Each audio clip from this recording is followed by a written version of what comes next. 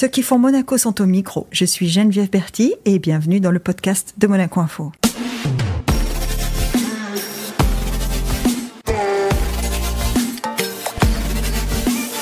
Notre invité du jour, designer, artiste et céramiste, a su trouver son équilibre entre art et design. Bas-reliefs monumentaux, totems géants, mobiliers sculpturaux, elle crée des pièces uniques, réunies par une esthétique graphique, abstraite et élégante. À Maréterra, elle dialogue avec l'architecture du lieu et nous dévoile sa vision, le temps d'une exposition. Bonjour, Olivia Cognier. Bonjour Geneviève.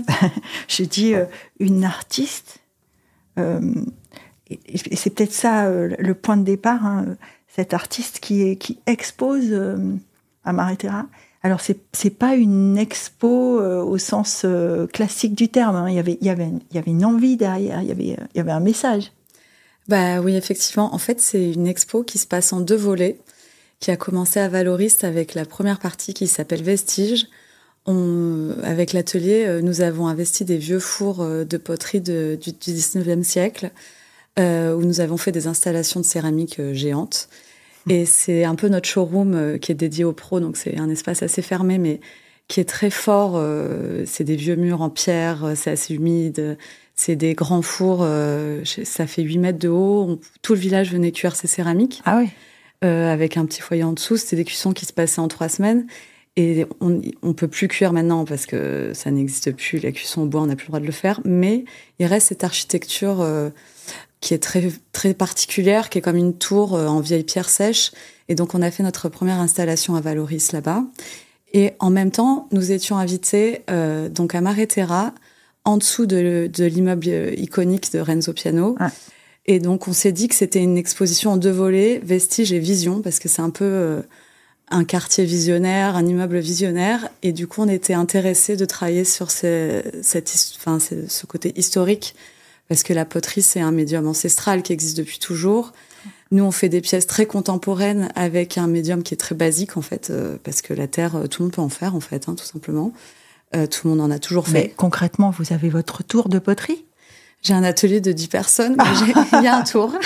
C'est vrai ? Vous en avez un ? Ah oui, on en a un. Alors moi, j'ai commencé par le tour, mais maintenant, on travaille plutôt la technique de la plaque, qui est une autre technique. Et du coup, on a installé nos œuvres dans Maréterra, dans ce cube blanc de 200 mètres carrés, qui est très contemporain, donc à l'inverse de Valoris. Et on propose nos œuvres qui sont très contemporaines, à la fois dans un écrin ancien, pierre, four, et dans cet espace du futur. Donc, je trouvais ça très intéressant. Bah oui, alors pour le coup, quand on a des pièces contemporaines dans un lieu contemporain, c'est vrai qu'on incarne la vision, en tout cas une certaine vision de ce que l'art et l'esthétique nous proposent aujourd'hui. Est-ce que, vous dites, on travaille beaucoup dans des lieux qu'on choisit avec des architectes, avec des pros, vous avez parlé de professionnels. Est-ce que votre travail, au départ, c'est plus d'accompagner des gens qui créent que de créer toute seule? Alors non, je crée tout toute seule. Ah. Mais j'ai la chance de pouvoir proposer ma vision de la céramique et les gens viennent me rencontrer et me proposent des projets et là, je dessine. Chaque projet part d'un dessin. En fait, c'est une espèce de collaboration, effectivement, mais ils viennent pour mon côté pictural, mon univers très personnel. Je pense que c'est très, très personnel ce que je propose. Et aussi par la qualité. Évidemment, c'est très bien fabriqué. On travaille c'est des pièces qui peuvent faire 8 mètres de long. Tout est très compliqué à faire. On travaille avec des artisans exceptionnels, une dizaine d'artisans. Parce que vous êtes dans un univers où il faut du savoir-faire, quand même. Ouais. C'est très technique. Moi, j'adore ce qui est technique. Je trouve que de la technique naît aussi l'esthétisme. Hein. Ça fait partie de mon travail de toute ma vie, que ce soit dans la mode ou dans l'art. J'ai toujours aimé la technique parce que ça propulse les idées ailleurs. Et du coup, on a besoin d'aide quand on fait des choses techniques. Et j'aime beaucoup l'échange avec les autres artisans. Là, aujourd'hui, dans mon atelier à Valoris, on est 10 céramistes. Il y a le back-office, il y a un technicien et tout ça. Mais on travaille avec d'autres ateliers, par exemple, un monsieur qui fait de la lave, qui est exceptionnel, qui est à Cannes-sur-Mer, des menuisiers, on travaille avec des marbriers, un miroitier. Des artisans, en fait. Ouais, des artisans, mais qui sont d'accord de m'accompagner dans des projets très artistiques. Donc, on n'est pas dans de la construction BTP, mais on est dans de l'art qui s'applique un peu à l'architecture parce que c'est ce qui m'intéresse, moi, c'est par exemple la céramique architecturale et sculpturale. Je crois que c'est Oscar Niemeyer, si je me souviens bien, qui avait dit si vous voulez être un bon architecte, il faut que les gens aient envie de vivre dedans. C'est un peu ce que vous êtes en train de me dire. C'est-à-dire, si vous voulez être un artiste et accompagner les gens dans leur aventure, il faut qu'ils aient envie de vous avoir avec eux. Bah oui, quand même, on rentre dans leur intimité et on se met sur leur mur. Donc il faut, oui, c'est mieux. Mais bon, après, moi, avant, j'étais designer de chaussures et de sacs et je vivais aussi dans l'intimité de ces femmes qu'on habillait. Pour moi, c'est un peu la même conception. C'est dessiner, créer des choses avec lesquelles les gens ont envie de vivre. Moi, j'aime bien l'arbo, quoi. C'est mieux. Mais bon, l'arbo. Non, mais c'est une façon de le dire aussi, hein, parce que vous savez que pour ceux qui ne sont pas des artistes ou qui ne sont pas dans le milieu de l'art, l'esthétique, ça reste quand même un point, je dirais pas de reconnaissance, mais en tout cas un point d'ancrage. C'est-à-dire, les gens, spontanément, ils vous disent « j'aime » ou je n'aime pas. Donc il y a quelque chose d'esthétique avant de parler de valeur, avant de parler de tel artiste, il est très coté, donc il faut absolument avoir une œuvre de lui. Il y a beaucoup de gens qui comprennent pas ce raisonnement et qui se disent, comme vous êtes en train de l'expliquer, est-ce que je le mettrai dans mon salon ou pas? Oui, je pense que c'est quand même la première question qu'il faut se poser. Après, il y a la partie investissement qui est assez contemporain, je pense, comme réflexion. Mais oui, moi, quand j'achète des œuvres, j'ai envie qu'elles soient incroyables, quoi. C'est le premier truc. Oui. Mais d'ailleurs, vous dites, hein, vous en parlez, vous dites, moi j'ai designé des chaussures et des sacs. Vous venez pas, hein, vous n'êtes pas céramiste à l'origine, hein, vous venez de la mode. Pas du tout. Alors moi, j'ai toujours beaucoup dessiné. Je suis très à l'aise dans le dessin, beaucoup plus qu'en parole, on va dire, ou ailleurs. Oh, c'est pas mal, là, ça démarre bien. Bon, j'aimerais voir. Et du coup, j'ai toujours énormément dessiné. J'ai toujours été un petit peu entrepreneur. À 14 ans, je vendais des colliers dans le Vieux-Nice. Ah, mais alors, voilà, c'est ça, j'avais bien lu. Vous êtes originaire de Nice. De Nice. Oui. Donc, Valoris, vous parliez de Cannes-sur-Mer, etc. Tout ça, ça sort pas de nulle part, hein. Je suis partie tôt à Paris parce que j'ai été repérée par Jean-Charles de Castelbajac pour mes dessins. Et donc, je suis devenue, à 19 ans et demi, son illustratrice. C'est pas rien, ça, quand même, parce que le coup de crayon de Castelbajac, c'est quand même ce qui a fait on va pas dire sa marque, mais en tout cas son empreinte, c'est son coup de crayon, quoi. Mais alors, et pourtant, je dessine pas du tout comme lui. Moi, j'ai plutôt un trait moderniste, réaliste, mais je l'ai aidé sur beaucoup de projets. Et c'était une époque où il dessinait moins en plus, donc on faisait des illustrations. Comme il est très visionnaire, il sentait une tendance hyper réaliste. Ouais. Donc, j'ai fait des grandes vitrines pour les galeries avec lui. On a fait des wall paintings géants. Et puis, au bout d'un 19 ans et demi. C'est tôt quand même. Est-ce qu'en expression artistique comme ça, on arrive à être, alors je dirais pas abouti, mais à avoir trouvé sa voie aussi tôt? Ah non, je n'étais pas du tout abouti, j'avais juste un talent et je travaillais pour les autres. Et ça, c'était quand même un luxe d'apprendre. J'ai travaillé dans des grandes maisons et j'ai appris aux côtés des meilleurs. C'est la vie qui m'a appris tout. J'ai lu Riquel, Carven, Mugler, Lanvin, enfin, c'est des noms qui résonnent dans la compréhension collective comme des grandes marques. Qui ont des signatures, hein, d'ailleurs. Hein. Je sais pas, Albert Elbaz, chez Lanvin, ça a été quand même une période... C'était un grand monsieur. Ouais, c'était une autre époque où vraiment les gens amenaient leur univers dans les maisons et on devait les suivre un peu comme si c'était des dieux, quoi. Et c'était le cas. Enfin, moi, j'ai adoré travailler pour tous ces gens, me mettre dans leur peau et créer pour eux. C'était incroyable. J'ai appris le perfectionnisme, à travailler nuit et jour... à exposer, à savoir communiquer. Tout ça, c'est des choses qu'on n'apprend pas dans les écoles, en fait. Non, mais c'est peut-être important qu'on s'arrête un instant là-dessus, parce que là aussi, hein, la légende urbaine qui dit les artistes, ça travaille quand ça veut. Non. Bah non. Enfin, ça dépend qui, hein, j'imagine. Oui, enfin, tout le monde n'est pas Picasso non plus. Hein. Oui, mais Picasso, c'était un grand besogneux. Il a énormément travaillé toute sa vie. Les gens qui font rien, ils ont rien. Oui, c'est ça. Le processus de création. Alors, en fait, quand vous me dites j'ai beaucoup dessiné, etc., ça veut dire que vous aviez beaucoup de production quand même. Ouais, et j'ai toujours beaucoup de production. Moi, j'ai besoin de produire. Parfois, c'est pas génial, mais il faut passer par là pour faire une pièce incroyable après. Ouais. Là, c'est marrant. J'ai écouté Emmanuel Perrotin qui parlait d'artistes et disait Picasso, il a produit 40 000 œuvres dans sa vie. 40 000 œuvres, c'est énorme. Et les 40 000 ne sont pas exposables? Non. Calder, 30 000. Donc, on est sur des montants d'œuvres d'art incroyables. Enfin, moi, je suis au début de ma carrière d'artiste parce qu'avant, j'ai travaillé longtemps dans la mode. Ça fait que depuis 3 ans que je ne fais plus de mode parce que j'ai été longtemps consultante pour plein de maisons en France et aux États-Unis. Et depuis peu, je suis que à mon compte parce que je dois gérer cette société maintenant.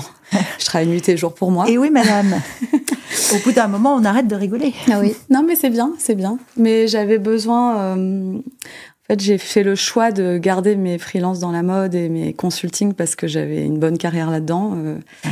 Pour être à l'aise, pour pouvoir dire non en céramique et en art et en design à des projets que je voulais pas faire. Comme ça, j'ai une vision très radicale. Il y a une difficulté quand même de dire non quand on est un artiste comme surtout ça. Quand on a besoin de manger et que c'est le revenu principal. Moi, j'étais consultante dans la mode, donc j'ai pu dire non à des productions de produits utilitaires qui m'intéressaient pas. J'ai toujours voulu faire de la sculpture et du monumental et je pense que je suis à 30% de ce que je voudrais faire de mon rêve. Donc, faut que je continue à fond. Je suis à 30% de ce que je pourrais faire de mon rêve. Et c'est illustré. Bon, c'est pas très français, mais... Non, mais c'est absolument... D'abord, moi, j'imagine tout de suite quand vous dites ça, il y a quand même un truc sur lequel j'aimerais revenir. Tout à l'heure, vous l'avez dit, j'étais beaucoup aux États-Unis. Comment, quand on arrive de Nice et qu'on se retrouve à Paris dans le milieu de la mode, on finit à Los Angeles pour se faire finalement une idée définitive de sa carrière.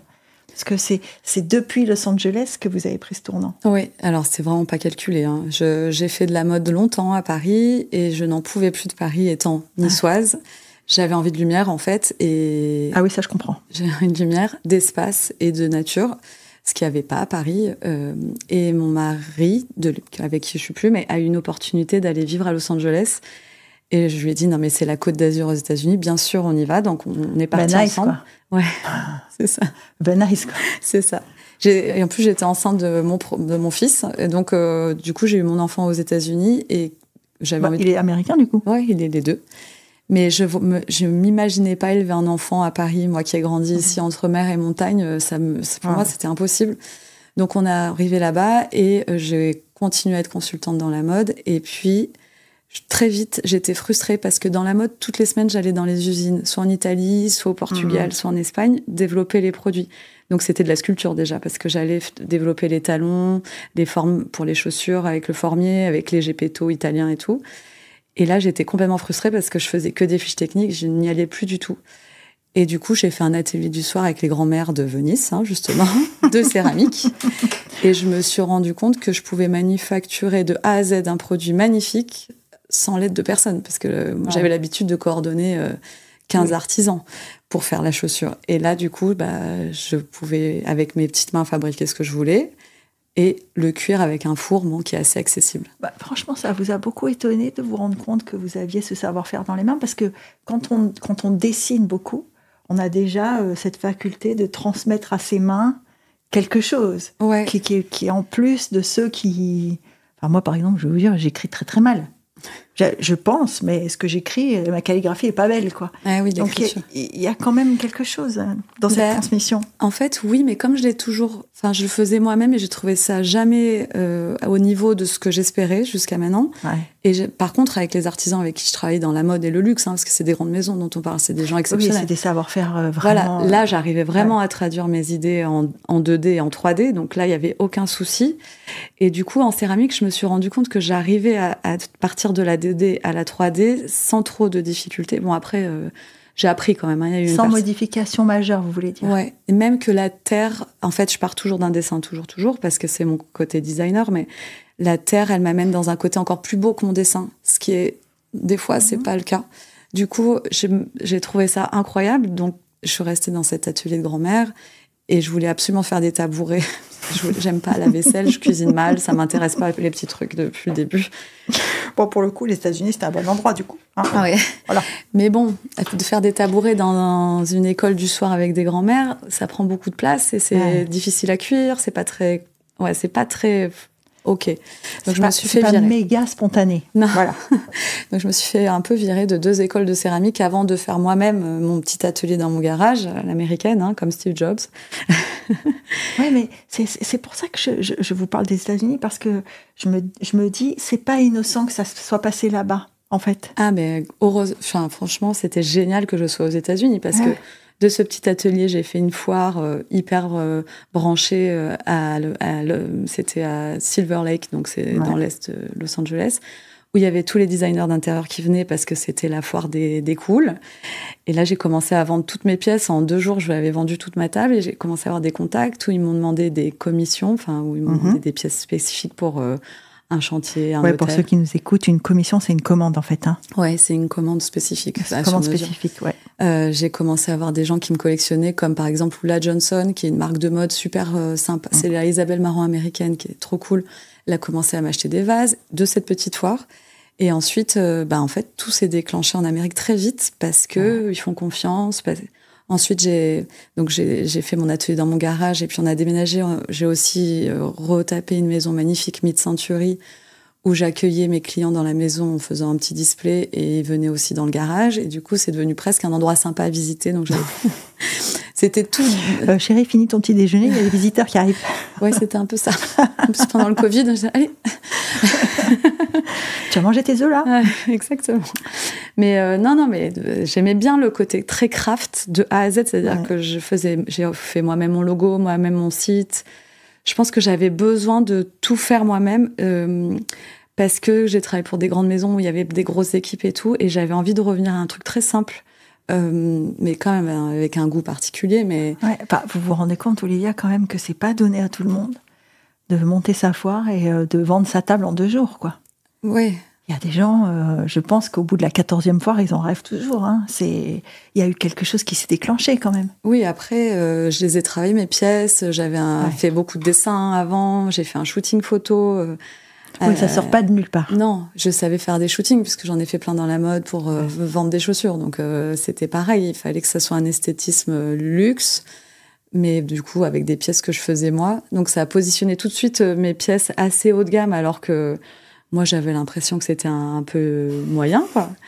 Mais pas les gens. C'était du craft, quoi. C'était du craft. Et puis, je suis venue faire une résidence d'artiste à Valoris parce que j'avais besoin de relier les termes techniques français-anglais, les températures Fahrenheit, Celsius. C'est très, très technique, la céramique, les émaux, tout ça.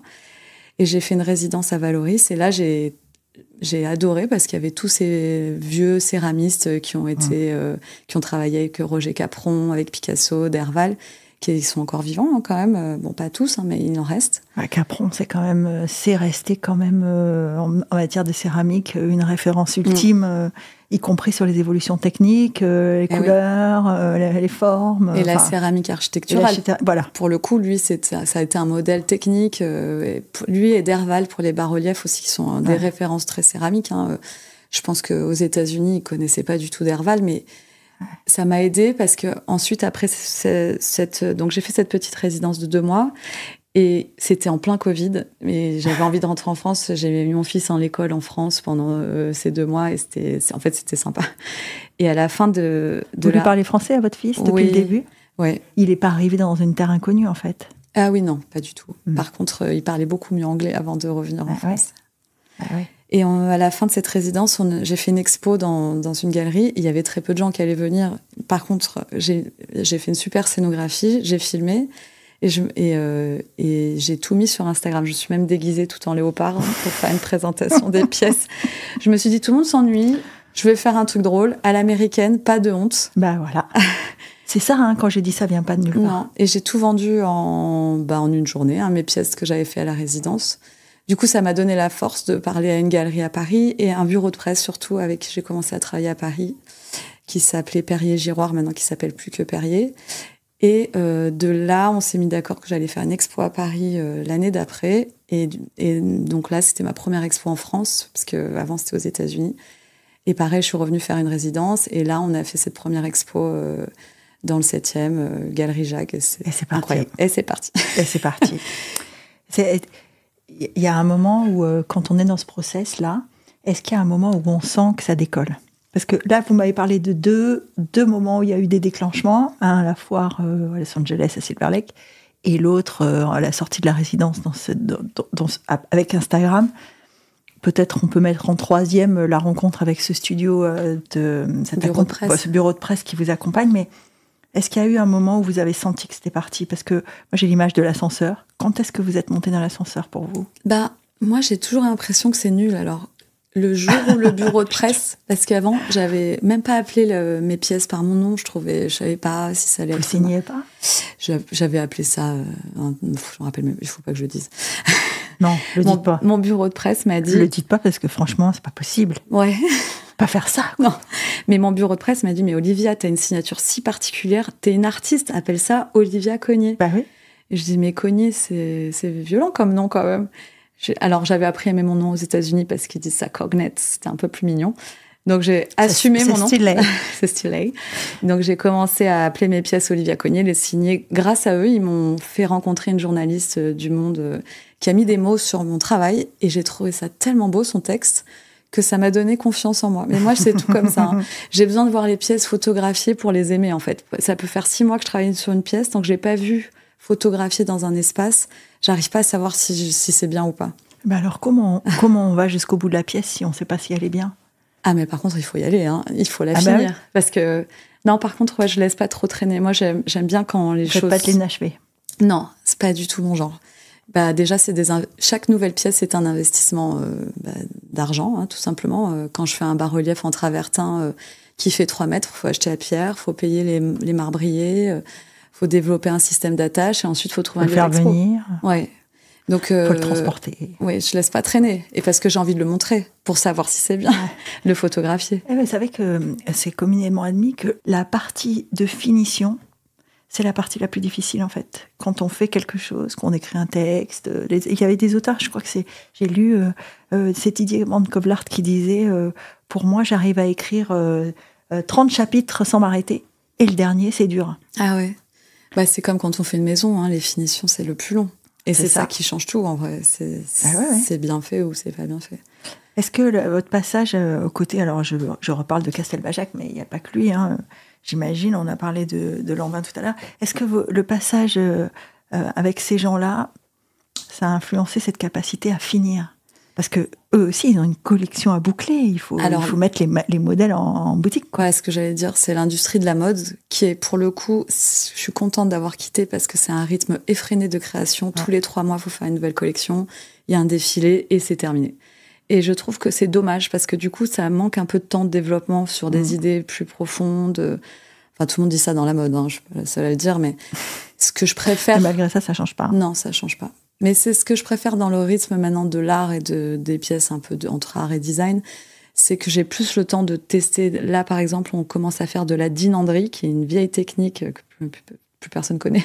C'est du métal frappé, du laiton au marteau, et puis on déforme des plaques de métal pour en faire des formes, et ça prend des heures et des heures de façonnage. C'est pas en 3 mois que je peux développer ça. Mais il faut de la patience. Mais c'est quelqu'un qui le fait, c'est un artisan exceptionnel. Ah, c'est pas vous. Non, je suis allée le voir là-bas justement la semaine dernière. Il s'appelle Nathanaël Lebert, il est à côté de Paris et c'est un des derniers artisans à faire ça en France. Et je trouve ça exceptionnel de pouvoir travailler avec ce genre de personnes. Parce que c'est des savoir-faire qu'on perd et qui sont d'une beauté. C'est des espèces de bijoux géants en bas-relief qu'on va faire. On va faire des cabinets cachés et tout. Moi, j'ai pas envie que ces savoir-faire ils disparaissent. C'est ce que je chine dans les antiques. Enfin, je veux pas que ça s'arrête, quoi. Je dis toujours, il faut des espaces d'expression parce que sinon, c'est bien de vouloir les conserver, mais s'ils peuvent pas s'exprimer, c'est compliqué. Est-ce que quand vous répondez à la commande ou à la commission sur vision, est-ce que vous vous dites, ça va faire partie des prérequis, c'est d'exprimer quelque chose? Bah là, pour le coup, à Marie-Terra, on avait vraiment envie de montrer notre univers complet. Donc, il y a des pièces très diverses dans des matériaux différents.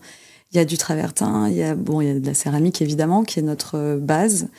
Il y a du bois, il y a des tables sculptées en bois, il y a une table en staff de 3 mètres. C'est assez complet. Hein, c'est assez complet. Et on a fait du fusing en verre. C'est plein de nouvelles techniques, en fait, où en fait, moi, je me considère vraiment comme studio de sculpture, enfin, à l'atelier, où on fait des maquettes en céramique et après on va essayer de les faire dans le matériau le plus logique par rapport au design. Ouais. Donc là, ce qu'on a fait pour Harrods, pour Fendi à Londres la semaine dernière, on a fini d'installer, hein, on l'a pas fait en une semaine. C'est un gros pilier de 3 mètres de haut en sculpture, on l'a fait en staff, donc en plâtre, et on a essayé de retrouver la texture de la céramique et c'est magnifique. Mais on l'a fait en plâtre pour des problématiques techniques, mais le dessin, on aurait pu le faire en n'importe quel matériau, quoi. Mais c'est magnifique en plâtre. vous choisissez, voilà, quand vous choisissez le matériel, le matériau, il y a peut-être des moments où vous dites, est-ce que c'est suffisamment beau, est-ce que Oui. Comment on arrête son choix, en fait? Bon, là, vous me dites c'est des contraintes techniques, bon, très bien. Mais sinon, comment on arrête son choix quand on est une artiste? Comment on se dit, alors ça, je vais le faire avec ça? Alors, moi, je fais d'abord des tests techniques de matériaux pour ensuite dessiner. C'est comme, j'aimais bien partir des cuirs pour faire un sac ou une chaussure. J'aime bien partir de la base. Vous faites l'inverse, en fait. C'est pas le résultat qui va dicter le choix, c'est le choix qui dicte le résultat. Donc, avant de faire cette sculpture en staff, qui est la première qu'on fait comme ça, j'avais fait plein d'échantillons avec les staffeurs, qui est mon équipe avec qui je travaille. Et on avait toute une espèce de bibliothèque et j'ai pu proposer à Fendi ce choix-là parce que j'étais sûre de ce que ça allait rendre, sinon je n'aurais pas montré.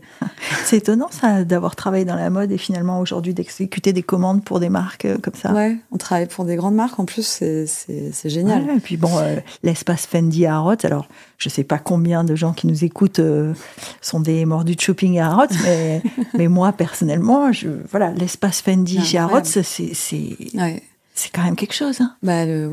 L'endroit est fou. L'endroit est fou en plus, oui. Il y a des bas-reliefs partout dans l'ascenseur, l'escalator. L'escalator, ouais.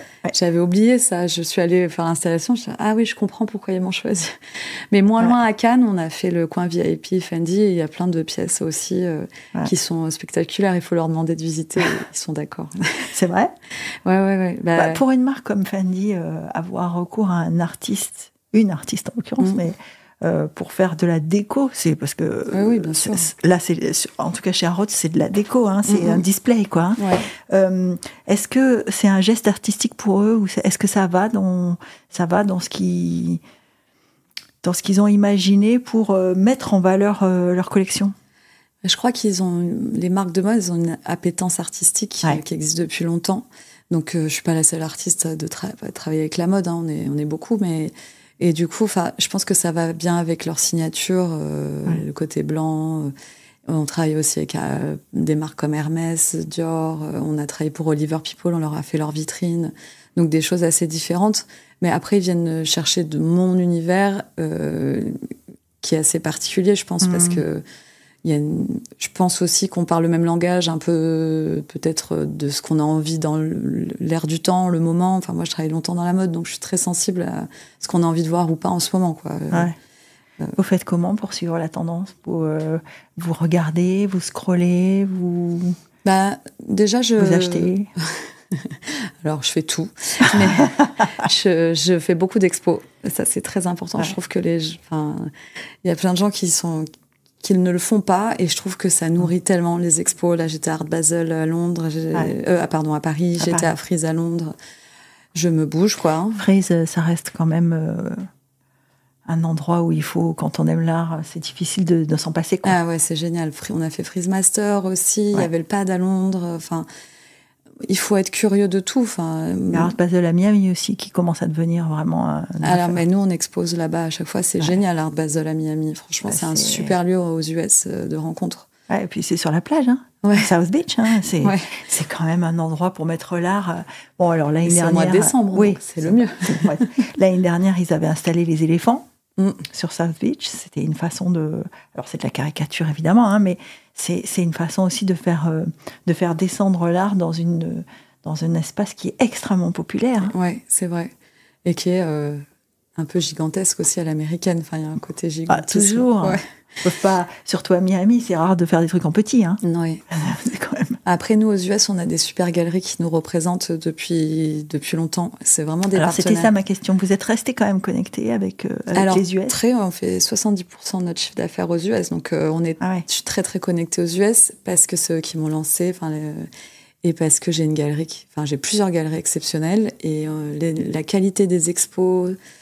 j'ai eu des solo shows, mais aussi des groupes shows. Les autres artistes qui sont dans ces galeries, mais quand j'ai commencé, c'était mes dieux, quoi. Vraiment. Donc, je suis tellement contente d'être avec mes compères et qu'ils soient tous exceptionnels plus les uns que les autres. Ça apporte tout vers le haut, même en regardant les finitions de ce qu'ils font eux, de leur esthétisme. Et puis, la galerie, elle a vraiment une vision sharp, quoi. En vous écoutant, je me dis, un groupe show, ça doit pas être simple. Quand on n'a pas choisi les artistes qui sont autour, hein, comment on fait? Par exemple, ça peut être très raté. J'ai déjà eu le cas de figure. Mais un groupe show raté. Un groupe show raté. Bah, il suffit que, je sais pas, il y ait une mauvaise scéno, qu'il n'y ait pas d'espace, que ce soit... Ou que les œuvres se répondent Exactement. pas, quoi. Mais par contre, aux US, j'ai eu plusieurs groupes shows, dont un où on n'était que 3 artistes. Et tout le monde nous a demandé si c'était la même personne. Enfin, surtout la personne qui faisait le bois et moi. Et c'est vrai, je ferais pas ça en bois peut-être, mais il y avait un truc très familial de nous appeler les artistes aliens, un peu. C'est marrant. Et c'était très bien curaté, du coup, c'était très joli. Enfin, très fort comme expo. On en parle beaucoup, on en parle souvent, hein, mais le marché de l'art aux États-Unis est quand même extrêmement dynamique. Hein. Est-ce qu'il est meilleur qu'en Europe ? Je sais pas. On sait pas trop. Moi, j'entends plein de gens qui se plaignent en ce moment et tout. Nous, on double notre chiffre d'affaires tous les ans depuis que je suis rentrée en France. Ça fait que 3 ans, hein, donc c'est facile à dire. Mais je touche du bois parce que j'ai peur pour mes équipes. Oh, pardon, là, il n'y en a pas beaucoup, mais il y en a par terre. Je vais pas me jeter. Non, bah non. Mais bon, moi j'ai 10 salariés, c'est stable, je veux que tout le monde mange, voilà, donc je suis très angoissée du business. Je suis pas une fille de la finance, hein, je suis une artiste, donc on essaye de tenir. C'est étrange d'ailleurs, c'est étrange, c'est singulier en tout cas pour une artiste d'avoir, parce que c'était un peu la question que je voulais vous poser tout à l'heure quand vous me disiez on est 10, vous avez pris cette responsabilité quand même. Parce que j'aime pas travailler toute seule et que j'ai toujours été avec des équipes. Alors maintenant c'est les miennes, donc c'est vraiment des gens que j'ai choisis, que j'admire, avec qui j'adore travailler. Enfin, on arrive le matin, on s'éclate, quoi. On travaille tous beaucoup, mais on se nourrit les uns les autres. On est tous des profils très différents, mais je trouve qu'à plusieurs on va plus loin. Et surtout, mes pièces elles sont énormes. Je me suis fait mal très vite en portant mes pièces, à pas me lever le matin, à rester allongée. Moi, toute seule, les filles, j'y arrive pas. Voilà. Donc, j'ai vite pris une première assistante à Los Angeles, puis une deuxième, et puis je suis rentrée en France, et là, j'ai pris Eva, qui est mon bras droit, et qui est très costaud aussi, elle. Mais en fait, on se fait mal tout seul, donc il faut être plusieurs. Et maintenant, je porte plus rien. Moi, je peux plus rien porter. Je me suis cassé le dos, donc. Mais on a appris à mieux porter. On s'est outillé aussi parce que, en fait, c'est parce que juste j'avais pas le bon matériel. Et oui, parce que on n'en parle pas souvent, mais l'œuvre, il faut aussi la déplacer. Ouais. Peu importe l'œuvre d'ailleurs. Hein. Bon, alors là, on a des prestataires maintenant géniaux, mais à l'époque, quand on commence, on n'ose pas trop, on sait pas qui aller voir et tout. Ouais. Avec le temps, on s'organise et c'est bien, mais oui, au début, c'est compliqué quand même.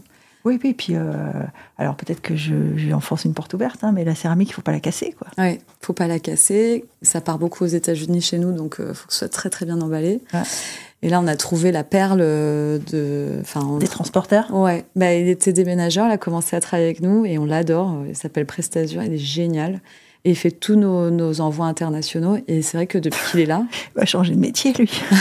Il va arrêter d'aller déménager le 4e étage, quoi. Ouais, j'espère pour lui, parce qu'il est vraiment doué dans ce qu'il fait. C'est pas évident, hein. Faut faire des boîtes avec de la mousse, que ce soit un petit nuage... parce qu'on envoie des lustres de 3 mètres. Là, on a fait un lustre de 8 mètres qui est parti au Canada. Donc, ouais, c'est... Ça pèse combien, un lustre de 8 mètres Celui-là, il faisait 150 kilos. Ouais. Et encore, c'est pas très lourd, parce que nos pièces, elles sont toutes vides. Ouais. Donc, c'est moins lourd que du marbre. Il y en a d'autres qui sont pas... Mais bon, il y avait la structure en métal qu'il fallait développer. Voilà, on travaillait... Enfin, il n'y a pas que la céramique, en fait. Il y a toute la structure. 8 mètres, 150 kilos... faut avoir un sacré plafond, hein. Alors là, pour le coup, on était en contact avec les architectes qui avaient renforcé. C'était en verre, en plus, le plafond. Ah ouais. C'est une cage d'escalier. Je suis pas sûre que je me sentirais super sécure, moi. Ouais, moi, j'ai peur. Non, mais écoutez, c'est en place, c'est allumé, c'est beau. C'est vrai. C'est incroyable. Je l'ai pas vu en vrai, malheureusement, mais il faut que j'y aille parce que c'est vraiment... Mais il faut y aller. Ouais. Mais on peut pas aller partout. On fait des œuvres géantes partout. Alors, c'est vrai que... Dès qu'on les voit dans l'espace, ça change tout. On demande beaucoup les photos des pièces. Ouais. On les a pas toujours parce que des fois c'est confidentiel ou on les a quand la maison se vend après. Enfin, mais bon. Ouais. Mais là, par exemple, la personne qui a acheté, la personne ou le fond, enfin, je sais pas, qui a acheté le lustre, il sait que c'est le vôtre. Ah oui, oui, bien sûr. Donc c'est signé, ça. C'est signé. Donc si demain vous les appelez en disant je peux venir voir, ça vous est arrivé qu'ils vous disent non ? Non. Ils sont très contents qu'on vienne voir. Non, en fait, j'ai beaucoup de clientes qui me demandent de me déplacer, mais honnêtement, je peux pas me déplacer partout. Il faut que je gère ma société, que je fasse 20 dessins par jour. Il faut travailler, ouais. Il faut travailler quand même. Les dessins, vous pouvez les faire dans un avion. Ouais. Bah, maintenant que j'ai un iPad, ouais, mais avant, non, hein, j'avais besoin d'un papier, une table et tout.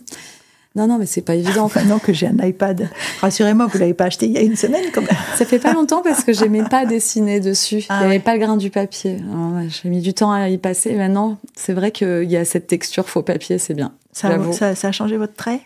Non, par contre, ma productivité est vachement mieux. Ah bah. Ouais. Mais j'aime toujours dessiner. Parce que c'est partout, n'importe quand. Et oui. C'est ça qui change tout. J'ai fini des dessins. Ouais, ça change tout. Puis, dans le lit même. Oui, non mais... Alors ça, bon, mais c'est surtout que vous transportez que ça. Vous n'avez pas besoin d'avoir du papier, des crayons, des gommes, des machins. Bien sûr. Il n'y a plus rien là. Mais c'est vrai que mes dessins sur papier, ils auront toujours une autre valeur que le dessin digital. Ouais. Comment vous faites pour les archiver d'ailleurs? Vous avez un cloud? Oui. On a un cloud, mais par exemple, il y a des gens qui adorent mes dessins, qui veulent les acheter, ils veulent pas de cloud. iPad. C'est pas pareil. Non. Il n'y a pas le trait. Vous pouvez faire des éditions papier du cloud quand même. Vous pouvez les imprimer. Oui, c'est vrai. Mais c'est pas unique. Moi, j'aime bien travailler sur des pièces uniques. C'est tout le concept de mon travail. Il y a ça aussi. Mais après, il suffit de faire des tableaux. En fait, j'en faisais avant plus, mais là, j'ai plus le temps. Mais ça reviendra. Il y a quand même dans tout ça un trait d'union, dans tout ce que vous m'expliquez. C'est une espèce d'exigence que vous vous êtes imposée et que vous avez aussi pour le résultat, que vous avez aussi pour l'utilisation du résultat. Est-ce que cette exigence-là, vous l'avez sentie depuis le début? Ouais, et plus ça va, plus je suis exigeante. Ouais. Ouais. Bah en fait, même on a ces petits showrooms, mais même l'atelier, en fait, on a beaucoup de rendez-vous. Je supporte pas qu'il y ait des choses qui traînent. Je supporte pas un atelier en bordel. La difficile. Ouais, je suis difficile. Non, mais tous mes ateliers sont tout blancs parce qu'en fait, je suis très dyslexique ou je sais pas, j'arrive pas à me concentrer quand c'est le bordel. Donc j'impose à mes équipes de ranger tout le temps et en fait c'est assez agréable. Ils sont contents de travailler dans un cadre comme ça. On a un atelier magnifique.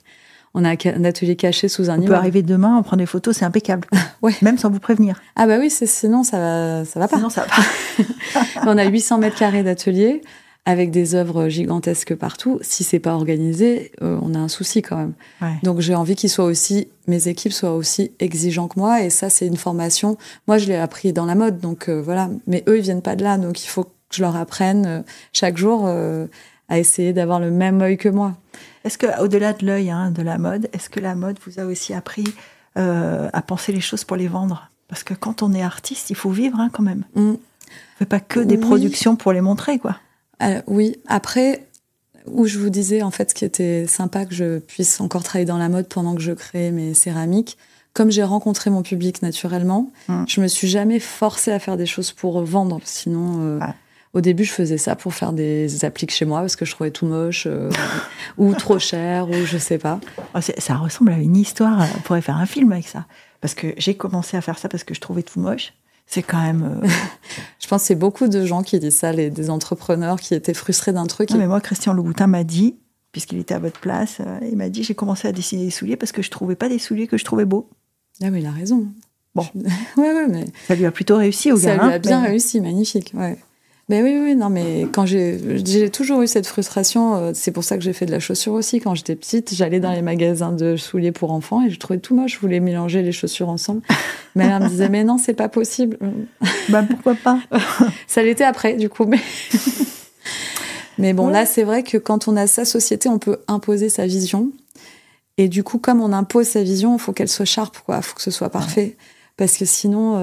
il n'y a pas d'hésitation, en fait. Ouais. Et s'il y a une hésitation, c'est que c'est pas bon. Donc, il ne faut pas le montrer. Ouais. Il n'y a pas de moyen terme non plus. Ce que je comprends dans ce que vous me dites, c'est que tout est... vous allez au bout de chaque idée. C'est pas un truc que vous arrêtez au milieu en disant, bon, ça ira comme ça, quoi. Oui, non. Bah, par exemple, là, ça fait longtemps que je veux faire des meubles. On n'a pas le temps, parce qu'on a trop de commandes. Donc j'ai commencé, on a commencé il y a longtemps, on fait des fauteuils, des canapés en céramique de 3 mètres. C'est le petit frère des tabourets. Bah oui, on fait des tabourets. Non, les tabourets de Venice Beach dans le garage. Oui, bien sûr. Ah, les petits frères de je les avais oubliés. Ils sont toujours. Il y en a des nouveaux, des tabourets. C'est une espèce de bestiaire de tabourets maintenant. Mais je voulais faire des commodes et des des cabinettes là géants, enfin des buffets. Des buffets. Ouais. Et j'en ai fait un premier. Je fais toujours la version bêta, on va dire. que je mets chez moi ou dans la galerie ou pour tester. Il doit y avoir du monde à la maison. Hein. Ah, ma maison, on l'a fait shooter là, par ADUS, c'est la maison témoin. Il y a une piscine qu'on a fait nous, un brasero, des bas-reliefs incroyables. Oui, tant qu'à faire. J'accueille aussi mes clients, les galeries dans ma maison parce que je trouve qu'au-delà de la galerie... Le concept de Los Angeles est reproduit. Je trouve ça... Oui. Mange tes œufs, chérie. ça change pas. Range ta chambre, mon fils. Range ta chambre. T'as enlevé tes chaussures du milieu, là? Exactement, ça, c'est une phrase que je dis très souvent. C'est vrai. Mais c'est parce qu'on a des fils, ça. Là, par exemple, on a fait cette piscine incroyable pour chez moi en version test. Ouais. Et je la montre pas trop parce qu'on peut pas la produire à l'atelier pour les problèmes techniques, parce que c'est trop grand et il faut des machines pour faire un peu le carrelage qu'on n'a pas et tout. Mais on a déjà vachement de demandes, donc je retiens les photos. Ils veulent votre piscine. Ils veulent parce qu'en fait, en piscine d'art, il n'y a pas tellement d'options quand même. Alors ça, effectivement, Voilà. Et c'est un peu le truc, hein, quand on est en avion et qu'on survole et qu'on voit des piscines. C'est un peu toutes les mêmes, ouais. Et du coup, je suis en train de trouver un partenaire pour les faire avec moi parce que j'ai besoin vraiment d'un partenaire industriel, on va dire. Là, il vous faut une grande fonderie. Hein. Mais... En tout cas, il faut des fours assez grands. Oui. Alors, nous, on a un four qui est géant, qui fait 3000 litres. Donc, on peut rentrer beaucoup de choses dedans. Genre 10 frigos, je pense. Mais là, c'est plus pour la technique d'aplatissage de la terre qui est très, très répétitive, en fait. Donc... j'ai des pistes, mais là, il y a un hôtel géant qui est intéressé. Voilà, ça va mettre un peu de temps, mais après, une fois que ça roule, c'est bon. Et donc, j'ai rencontré toutes les difficultés en faisant cette première piscine chez moi, tous les aspects techniques, ce qui marche pas. Est-ce que ça glisse, est-ce que c'est chaud aux pieds, ça, c'est le détail important. Oui. C'est est-ce qu'on a chaud quand on marche et est-ce qu'on glisse quand on a les pieds mouillés. Oui, c'était les deux contraintes. Donc, on a fait beaucoup de tests avant de choisir le bon émaillage. Ouais. Et bon, j'avais mis des carreaux dehors, on avait essayé pieds nus et tout, mais tant que c'est pas fini, on sait pas. Donc là, c'est OK. Mais bon, il y a eu d'autres problèmes et on trouve des solutions, c'est ça qui est bien. Maman, qu'est-ce que tu fais? Je teste les carreaux de la piscine. Ah, mais il a testé aussi, mon fils. Hein. C'est lui qui court au bord de la piscine. Ah bah ouais. Il vous donne son avis? Ouais. Bon, il est mignon, il est fier de tout, les choux. Il a 9 ans. Hein. Donc, il est fier de tout. Bah, évidemment, quand même. Oui, c'est sympa. Oui, tout à l'heure, vous disiez, j'ai besoin de le voir en photo pour constater que c'est beau. Est-ce qu'il y a autour de vous des gens dont le regard est important pour vous? Ah oui, mes galeristes. Ouais. Je pense que quand... Vous leur accordez le crédit nécessaire pour qu'ils vous disent c'est bien ou c'est moins bien ou c'est mieux Alors, ce que j'ai remarqué des galeristes, c'est qu'ils avaient besoin de voir la pièce faite pour se positionner. Ouais. Donc, en général, je fais et ensuite, j'attends de voir ce qu'ils disent. Comment ils réagissent? Mais c'est très différent à chaque galerie. Par exemple, on a fait des bas-reliefs en lave verte qui est très intense en couleur. Et ça, on le vend très bien en France et en Europe. Par contre, aux États-Unis, pas trop. Ouais. Donc, je pense que chaque galerie a un goût tellement différent. Notre galerie au Canada, elle a son environnement, ses clients, ce qu'elle voit tous les jours dans la rue et dans ses architectures, c'est pas les mêmes. Donc, évidemment, elle va avoir d'autres goûts que la personne à San Francisco ou celle à Paris, c'est normal. Quand vous dites les galeries viennent nous voir, ce sont les acheteurs des galeries, les patrons des galeries qui viennent? Oui, c'est les patrons des galeries. C'est les patrons. Donc du coup, ce sont des partenaires pour vous, des gens avec qui vous avez une relation personnelle? Oui, pour moi, c'est très important de bien choisir les galeries parce que ça peut être incroyable comme méga catastrophe. Ouais. C'est pour ça que je vous amène sur ce terrain-là, parce que je me dis, et si ça ne fit pas, alors en marche, ça fait comment? En général, les galeristes avec qui je travaille, ça devient des amis parce que... je les appelle pas tous les jours parce que j'ai pas de problème moral, psychologique d'artistes torturés. Mais je n'ai pas besoin de toi. Non. Par contre, j'aime bien partager mon excitation sur des nouveaux projets et voir s'ils ont le même répondant. Parce que, par exemple, quand je dois investir dans une pièce en dinanderie, qui est quand même une technique qui est chère, qui est très longue et tout, je veux voir si eux, ils vont être capables de les exposer à Art Basel Design à Miami, ou si ça les intéresse moyen et que du coup, ça va être plus dur à vendre peut-être si c'est pas passé par chez eux. Ouais. Donc, oui, parce qu'on n'en parle pas assez, mais vendre des œuvres, alors là, tout à l'heure, on a parlé de la table à Silver Lake, mais c'est pas tout le temps comme ça. Vendre, ça passe aussi par un circuit obligatoire. Hein, si on n'est pas dans certains endroits, ou si on n'a pas certains moi j'appelle ça des excipients, hein. On reste à la maison, hein, il se passe rien, quoi. Moi, je trouve qu'aux États-Unis, ils sont complètement décomplexés avec la communication. Comme sur beaucoup de points, d'ailleurs. Ouais. Et j'ai travaillé, par exemple, avec India Hicks, qui est de la famille de David Hicks, Mandon Batson et tout, qui avait sa marque, qui était un format un peu comme les Tupperware, mais d'objets, un peu de... Elle avait sa collection de sacs, bougies, c'était lifestyle, en fait.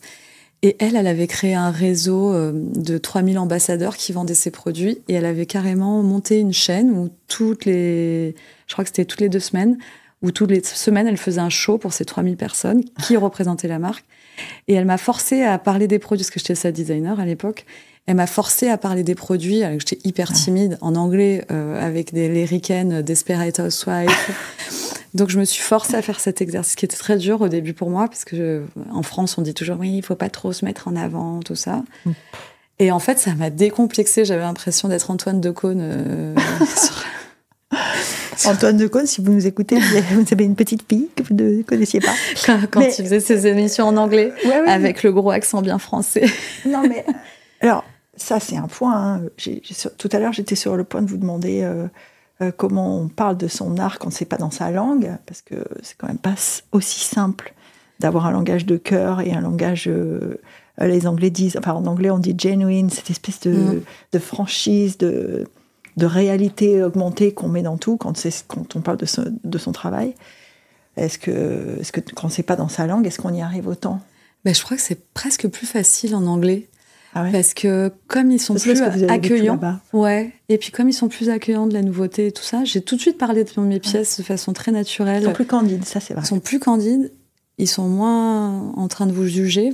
Les gens dans la mode, quand j'ai quitté pour faire de la céramique, ils m'ont dit mais qu'est-ce que tu fais, ça va pas ou quoi ? T'es dingue. Une espèce de snobisme parisien dont on se passerait bien, franchement. Et moi j'adore ce côté... En fait, moi, je suis passionnée par ce que je fais. J'ai beaucoup d'énergie à partager et j'ai envie d'expliquer mes pièces de façon naturelle. J'ai pas envie de mettre des filtres de snobisme, ça m'intéresse pas. Et d'ailleurs, mes galeries ne sont pas snobs en général. Quand on parle à mon galeriste américain, ce n'est pas un snob. Il vous accueille chaleureusement. Et ça, c'est agréable. En fait, je dis snobisme, mais c'est aussi...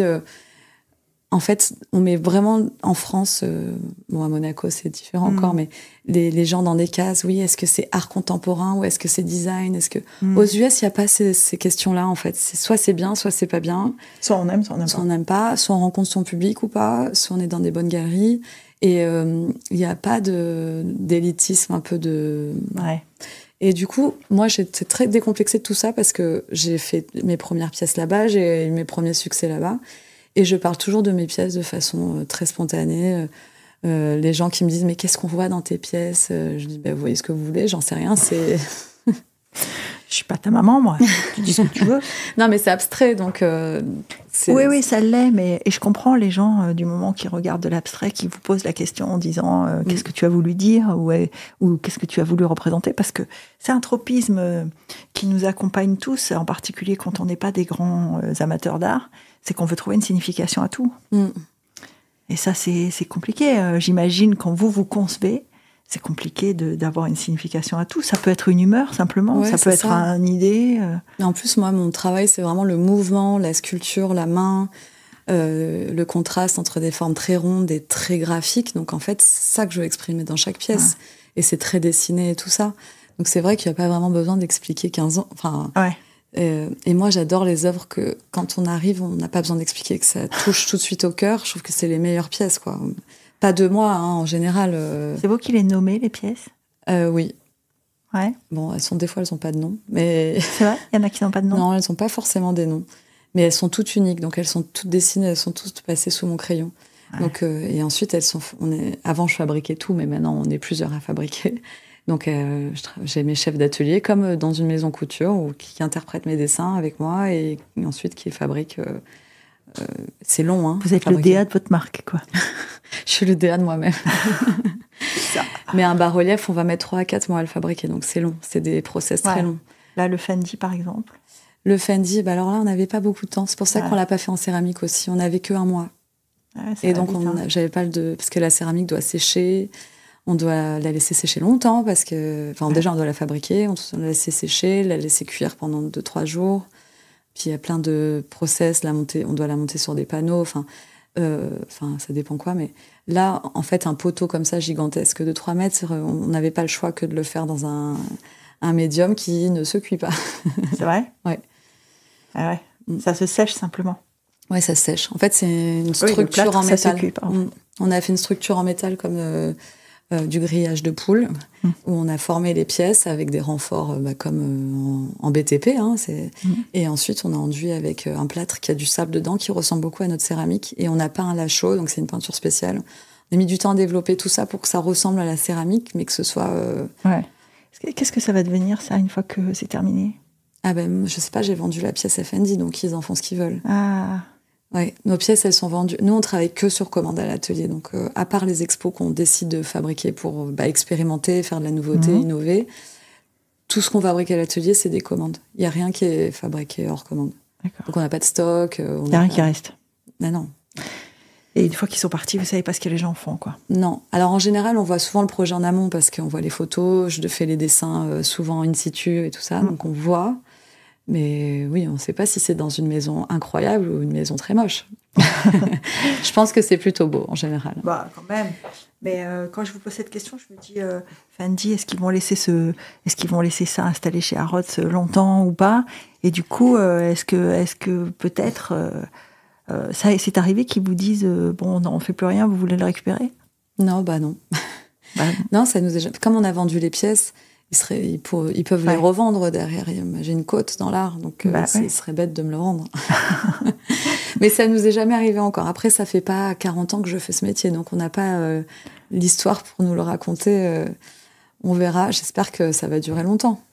Tout à l'heure, vous parliez, au début de notre entretien, vous parliez du Covid. Est-ce que c'est... et je pose souvent cette question à ceux qui créent, parce que, y compris Jean-Christophe Maillot, qui me parlait des danseurs, m'a dit que bizarrement, c'est une période qui a été extrêmement, alors pas fertile, mais en tout cas qui a été très inspirante pour de nombreux artistes. Ça a été votre cas ou pas ? Ah ouais, génial. Il faut pas dire ça, hein. Mais mais c'est ce qu'il m'a dit Il m'a dit la même chose. Il m'a dit c'était incroyable. Faut pas le dire, mais c'était incroyable. En fait, je faisais de la céramique et tout, et je travaillais tous les vendredis en céramique et toutes les nuits et les week-ends. Bon, je dors pas trop, mais... Et, je vois ça, ouais. Et donc, je travaillais la journée dans la mode. Et grâce au Covid, la commande de la mode s'est réduite. C'est réduit à 1 jour par semaine. Donc, j'ai inversé 1 jour par semaine la mode et tous les autres jours, céramique. Et du coup, en plus, en ayant les avantages de garder un peu le salaire et tout aux US, et on était aidés quand même aussi, parce que j'étais là-bas à l'époque. Et du coup, je me suis mis à la céramique à fond. Je me dis, mais enfin, je vais pouvoir m'éclater. Enfin, j'ai du temps. Et du coup... j'ai vraiment fait beaucoup de pièces et j'ai poussé, parce que ce que je vous disais sur India X, c'était pour venir au fait de la communication.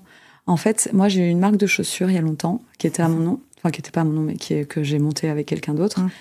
Et en fait, Instagram est arrivé et j'ai pas pris le pli, j'ai pas compris que c'était si important. Je voulais pas trop montrer, j'étais timide à la française et tout. Et du coup, ça marchait très très bien, ma marque, au début. Puis Instagram est arrivé et il y a une fille qui faisait exactement les mêmes chaussures que nous, mais qui était une star des influenceuses, là. Et elle vous a dépassé. Exactement. Et je me suis dit, c'est pas grave, j'en ferai d'autres. Mais en fait, Instagram est devenu tellement fort, et l'image et le marketing, et dans toute la chaîne de la mode, d'ailleurs, hein, c'était pas que ma petite marque... qu'en fait, je me suis dit, non, mais plus jamais je me laisse avoir comme ça. Donc, pendant le Covid, et pendant toutes ces résidences et tout, j'ai vraiment tout donné sur Instagram, parce que je me suis dit, tout le monde s'ennuie, tout le monde est sur son téléphone toute la journée. Je voyais des trucs géniaux. J'avais une voisine qui avait un petit hangar de brocante et qui avait monté un showroom spectaculaire pendant le Covid, qui a explosé. Elle chinait des vintage, des canapés, et elle vendait tout comme ça en vidéo, en 2 secondes. Et je trouvais ça génial. Je me disais, non mais c'est la nouvelle plateforme de shopping, parce qu'il n'y avait plus rien. Oui. Et les gens étaient chez eux en train de regarder leurs murs. Et en fait, c'était parfait pour mon activité aussi. Et du coup, j'ai vraiment poussé là-dessus à fond, à communiquer, à montrer comment je fabriquais les pièces, à montrer mes petits wins et mes petites loses au quotidien. Au début, c'était un peu cruche parce que les pièces n'étaient pas folles. Puis au fur et à mesure, c'est devenu de mieux en mieux. Donc, c'est un peu pareil que on dit l'appétit vient en mangeant, hein, c'est-à-dire c'est un peu comme le footing, hein, on commence par 5 km et puis on augmente tous les jours, on s'en rend pas compte, quoi. Ouais, c'est un peu ça, quoi. C'est des habitudes. Et puis même, je trouve qu'en fait, c'est pour notre métier, des gens dans l'image et tout. Enfin, moi, je suis rentrée en contact avec mes premières galeries par Instagram, donc ça m'a aidée quand même. Ça ouvre des portes facilement où, en fait, j'aurais pas osé parler parce que je suis un peu timide pendant les 3 premières minutes. C'est une agora incroyable, hein, de toute façon. Hein. Et du coup, en fait, en un clic, on voit tout notre travail. Enfin, moi, je montrais tout mon travail. Et je leur disais que j'aimais leur galerie, et du coup, il y avait une connexion ou pas. Et je rentre encore comme ça en contact avec des gens que j'aime bien. Je trouve ça hyper pratique d'accès, quoi. Bon, finalement, vous n'êtes pas si isolé que ça. Hein. Vous me disiez, je suis à la maison chez moi, un peu dans mon coin. C'est pas vraiment ça, quoi. À l'époque, oui. Non, mais c'était juste Covid, là, pas du tout. Moi, je suis une grande fêtarde, j'aime voyager, j'aime faire des... Je suis je reste pas chez moi, je suis pas du tout indoor comme personne. Mais j'aime bien quand ça va vite, je fais de la danse, je fais du snowboard, voilà, j'aime pas... Et j'aime bien aussi quand ça va vite dans mes pièces, qu'on sente le mouvement, des fois c'est brutal, ça j'adore, enfin, je trouve que ça fait partie de ma personne. Ça fait partie de votre signature, en fait. Ouais, c'est ça. Alors, maintenant, Vision va fermer ses portes dans quelques jours. Qu'est-ce qui vous attend derrière ? Qu'est-ce qu'on vous souhaite pour la suite ? Alors, de faire... J'imagine que Vision, c'est pas... Mais c'est parce qu'on est à Monaco qu'on parle de Vision, mais qu'est-ce qu'on vous souhaite, du coup ? J'espère que tout le monde va aller voir l'expo avant qu'elle se termine, parce que le lieu, il est juste fabuleux, et que c'est... Il y a écrit mon nom en géant sur le petit portier, ce qui rend très fière ma mère. Mais non, mais là, en fait, moi, je veux faire des pièces de plus en plus monumentales et travailler plus pour des institutions en France et à l'étranger, à Monaco aussi. Ouais. Donc ça, c'est dans nos buts de l'année prochaine. On a pas mal de solo shows l'année prochaine aussi en Belgique. Là, on est à Art Basel à Miami, là, en décembre. Enfin, on a plein d'expos qui arrivent, donc ça, c'est toujours hyper galvanisant parce que c'est des nouvelles rencontres. C'est présenter des nouvelles pièces, innover, donc ça, moi, j'adore. Mais je veux vraiment faire des pièces géantes. Je veux faire du grand. Faire du grand. À l'inverse de ma taille de personne. Eh ben, on espère qu'on verra ça en grand, du coup. Merci. Et merci de nous avoir consacré ce moment. Merci beaucoup. Merci de m'avoir invitée, c'est très sympa. Merci Geneviève.